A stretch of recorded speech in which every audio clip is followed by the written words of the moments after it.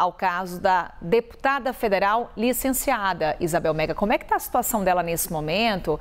E principalmente manifestações por parte do PL, partido ao qual a deputada é filiada. O PL segue defendendo que o plenário da Câmara dos Deputados tem que votar a situação da deputada licenciada.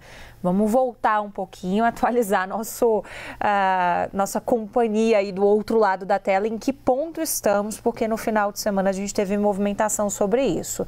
O ministro Alexandre de Moraes disse o seguinte: tem que ter o cumprimento de pena imediato, e ele também mandou notificar a Câmara dos Deputados sobre a perda de mandato. Quando a gente leva esse assunto para lideranças do PL, o que eles dizem é que está na Constituição que perda de mandato tem que ser chancelada pelos plenários da Câmara, no caso, ou até mesmo do Senado, se envolver um senador. Então, eles vão se apegar a isso para tentar sensibilizar o presidente da Câmara, Hugo Mota, em relação a essa questão, ao invés de simplesmente Mota acatar essa determinação do Supremo Tribunal Federal e já determinar, via decisão da mesa diretora da Câmara dos Deputados, a perda imediata do mandato, como quer o Supremo Tribunal Federal.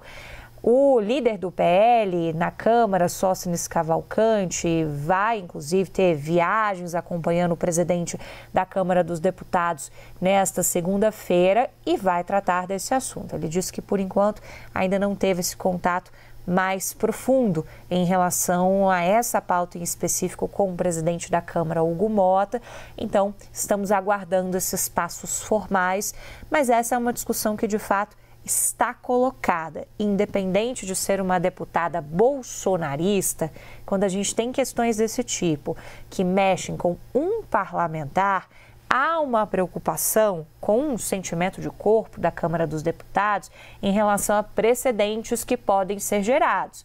Daí, um fato que pesa para o PL fazer essa defesa e, inclusive, encontrar voz em outras bancadas que não sejam a do próprio partido, que não sejam só bancadas do bolsonarismo também, porque há uma preocupação que, bom, o que for decidido hoje em relação a Carla Zambelli pode servir de precedente para lá no futuro ser decidido em relação a outros parlamentares.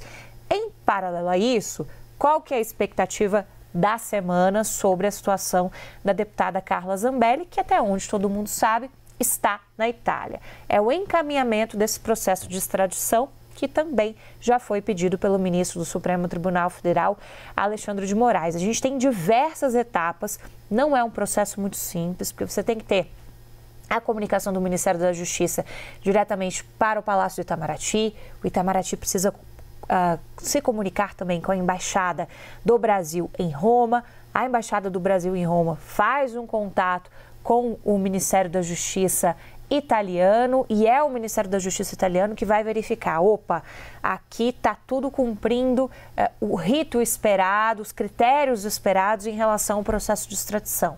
Então, posso encaminhar esse caso para a Justiça italiana, que vai dar o veredito final.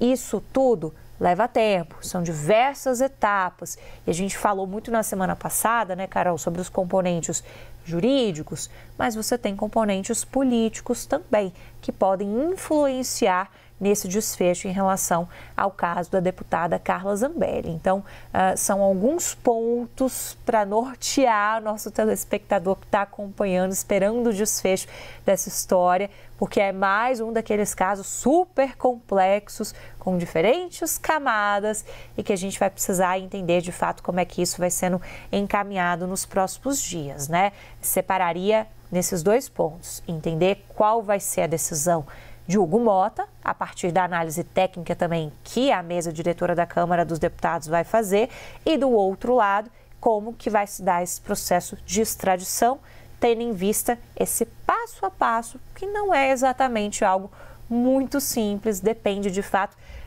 dessa cadeia de comunicação entre cada um desses órgãos e depois desse desfecho que a própria Justiça italiana pode dar. Tem muita gente avaliando que o caso Robinho, você deve se lembrar que a gente falou disso na semana passada, juristas avaliam que o caso do Robinho, em que houve uma negativa do governo brasileiro de mandar Robinho de volta para a Itália para cumprir a decisão judicial de cumprimento da pena por lá, possa ter algum tipo de influência em termos de reciprocidade. Já que lá atrás o Brasil não fez isso, a Itália pode se valer do mesmo princípio agora em relação a Carla Zambelli. Outra opção é simplesmente dizer: Brasil, atendemos a tudo, estamos enviando ela de volta e aí ela cumpre a pena aqui no Brasil.